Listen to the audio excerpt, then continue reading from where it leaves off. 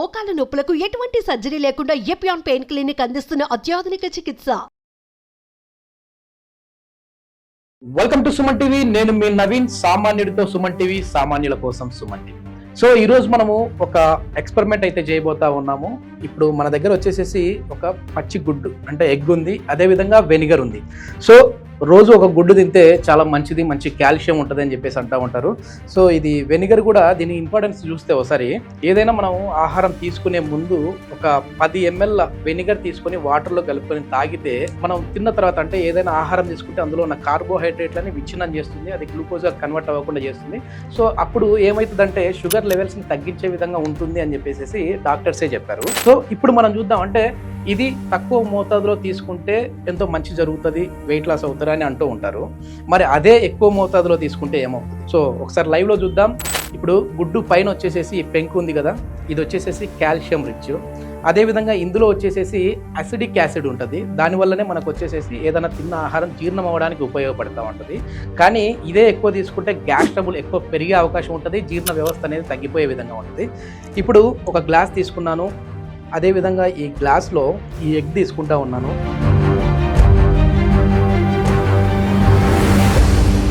దీంట్లో పూర్తిగా ఈ ఎగ్ మునిగేంత వరకు మనము ఈ వెనిగర్ని అయితే వేద్దాము.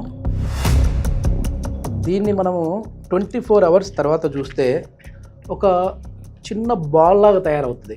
సో మనమేమో మంచిగా ఏదైనా చైనీస్ ఫుడ్ తీసుకున్నప్పుడు టేస్ట్ కోసం అని చెప్పేసి వెనిగర్ని తీసుకుంటూ ఉంటాం, అదేవిధంగా ఏదైనా సలాడ్స్ చేసేటప్పుడు తీసుకుంటూ ఉంటాం. పిల్లలు చాలా మంచిగా ఈ శాండ్విచ్లు తింటూ ఉంటారు కదా, అదేవిధంగా సాస్లు తీసుకుంటూ ఉంటారు, సాస్ తింటూ ఉంటారు, అందులో కూడా ఈ వెనిగర్ అయితే ఉంటుంది.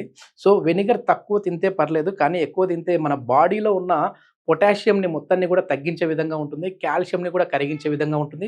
అట్లా ఉన్నప్పుడు ఏమైందంటే ఏదన్నా కింద పడినప్పుడు వెంటనే బోన్స్ విరిగే అవకాశం ఉంటుంది. సో ఇదంతా కూడా మనము మాటల్లో చెప్పే కంటే ఒకసారి ప్రాక్టికల్గా చూస్తే చూడండి, ఇక్కడ మనం క్లోజ్లో చూడండి ఒకసారి. అంటే ఇది ఒక కార్బోనేటెడ్ డ్రింక్ అనుకోవచ్చు. కొన్ని సమయాల్లో ఇదేంటంటే షింక్స్ ఏదైనా క్లీన్ చేసేటప్పుడు కావచ్చు, ఏదైనా చిన్న చిన్న పాత్రలు క్లీన్ చేయడం కోసం కావచ్చు, లేదంటే బాత్రూమ్లు క్లీన్ చేసేటప్పుడు కావచ్చు, కొంచెం వాడుతూ ఉంటారు. అంటే ఏదైనా ఎక్కడైనా నల్లని మరక ఉంది అంటే దాన్ని క్లీన్ చేసే విధంగా చేస్తూ ఉంటారు. ఇక్కడ చూడండి ఒక నురగ మాదిరిగా వస్తూ ఉంది. అంటే మనం థమ్స్అప్ కానీ కోక్ కానీ ఏదైనా కూల్ డ్రింక్ వేసినప్పుడు, కార్బోనేటెడ్ డ్రింక్ వేసినప్పుడు ఎట్లయితే ఆ బబుల్స్ వస్తాయో ఆ బబుల్స్ వస్తూ ఉన్నాయి. ఈ బబుల్లో ఇట్లనే మనం ఒక మూత పెట్టేసేసి ఒక 24 గంటల తర్వాత ఎట్లా ఉందనేది చూద్దాము.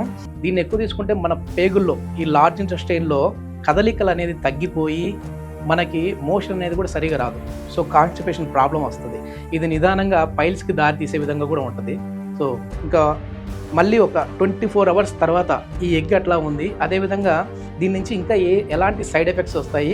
మనం చాలా ఇష్టంగా ఎగ్ పఫ్లు, వెజ్ పఫ్లు తింటూ ఉంటాం కదా, ఆ వెజ్ పఫ్లలో కూడా ఈ వెనిగర్ని లైట్గా యాడ్ చేస్తూ ఉంటారు టేస్ట్ కోసము.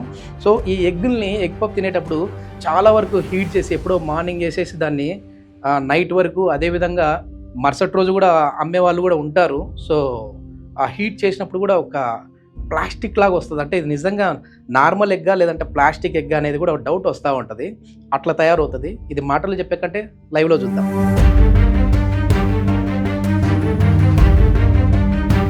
48 hours later. 24 గంటల తర్వాత ఈ ఎగ్ ఎలా ఉంటుంది అనేది అయితే చూద్దాం అనుకున్నాం. కానీ నేను కొన్ని గూగుల్ చేసినప్పుడు 48 గంటల తర్వాత అయితే ఆ ఎగ్ సైజ్ అనేది కూడా పెరుగుతుంది అని చెప్పేసి చెప్పారు. సో నేను ఇప్పుడు 2 days తర్వాత చూస్తూ ఉన్నాను. అంటే 48 గంటల తర్వాత ఇప్పుడు వెనిగర్లో ఉన్న ఎగ్ ఎలా ఉందో చూద్దాం. చూసారు కదా, సైజ్ అయితే చాలా చాలా ఇంక్రీజ్ అయింది.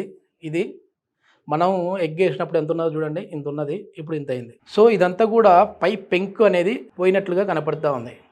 వెనిగర్ కలర్ అయితే ఏం చేంజ్ కాలేదు, కొంచెము గోల్డిష్ కలర్లో అడుగున కనపడతా ఉంది నాకు. ఎందుకంటే ఇది కాల్షియము అదేవిధంగా అసిడిక్ కలిసినప్పుడు కార్బోహైడ్రేట్ అనేది బయటకు వస్తుంది, దానివల్ల కొంచెం ఈ పై పెంకు అనేది కూడా కరిగిపోయి ఉంటుంది. చూడండి సైజ్ అయితే బాగా పెరిగింది. దీనిపైన పెంకు అనేది అస్సలు లేదు. ఒక ప్లాస్టిక్ గుడ్డు ఎట్లా ఉంటుందో అట్లా కనపడతా ఉంది నాకు, ఒక రబ్బర్ బాల్. సో ఇదంతా కూడా మనము ఏదో నార్మల్గా ఓరల్గా మనం చెప్తా ఉన్నాం అనుకున్నారు. కావాలంటే డౌట్ ఉన్న వాళ్ళు ఎవరైనా సరే మీరు గూగుల్ చేసుకోవచ్చు.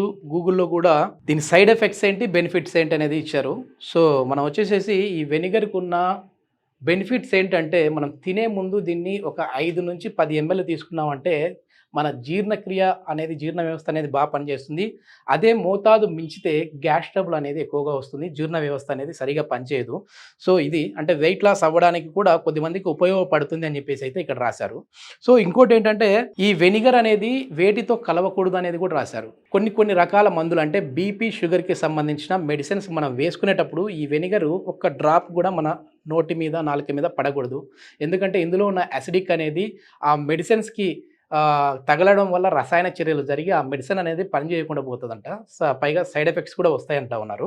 సో ఇది మొత్తానికి సో వెనిగర్కు ఉన్న ఇంపార్టెన్స్ గురించి చెప్పాము, అదేవిధంగా సైడ్ ఎఫెక్ట్స్ గురించి చెప్పాము. ఇది వచ్చేసేసి పైన వచ్చేసి గుడ్డు పెంకును పూర్తిగా కరిగించేసింది. ఇది దీనివల్ల మనము ఎక్కువ తీసుకుంటే ఈ ప్రాక్టికల్ చేయడానికి రీజన్ కూడా ఏంటంటే ఈ వెనిగర్ అనేది ఎక్కువగా తీసుకుంటే మన బాడీలో ఉన్న పొటాషియంని దెబ్బతీసి మన బోన్ స్ట్రెంత్ని కూడా తగ్గించే విధంగా ఉంటుంది, మన పంటి పైపొర ఎనామిల్ని కూడా తీసేసే విధంగా ఉంటుంది. సో అది చెడిపోయే విధంగా ఉంటుందని చెప్పేసి అంటూ ఉన్నారు.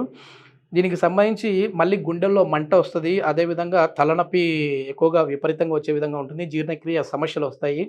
సో ఇట్లా దీనికి సంబంధించిన పూర్తి సమాచారం అయితే ఇచ్చాను. ఇది కూడా నేను విత్ ప్రాక్టికల్తో ఇచ్చాను. సో ఒకసారి మరి దీన్ని ఈ బాల్తో ఆడుకుందామా, ఎట్లా ఉంటుంది ఏంటి అనేది చూద్దాము. సో కొంచెం మీరు ఈ ఎక్స్పెరిమెంట్ ఒకవేళ ఇది చూసిన తర్వాత మీరు కూడా చేయాలి అనుకుంటే కొంచెం అంటే 28 అవర్స్ అయితే ఓకే, కానీ 42 అవర్స్ తర్వాత అయితే ఇట్లా బాల్ సైజ్ పెరుగుతుందన్నారు. ఒకసారి మనం క్లోజ్లో చూపించవచ్చు. ఒకసారి చూడండి, కలర్ కూడా చూడండి ఎట్లుందో.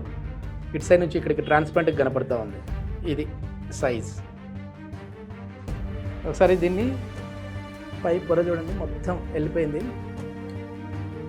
ఇంకా కొంచెం అక్కడెక్కడ ఉంది, దీన్ని తీసేస్తా ఉన్నాను. ఇది మొత్తానికి పైన అయితే ఇదంతా పెంకు కరిగిపోయి ఒక స్కిన్ లాగా లేయర్ లాగా వచ్చేసింది. లోపల మాత్రం చూశారు కదా ఈ ఎల్లో అనేది ఆ విధంగానే ఉంది.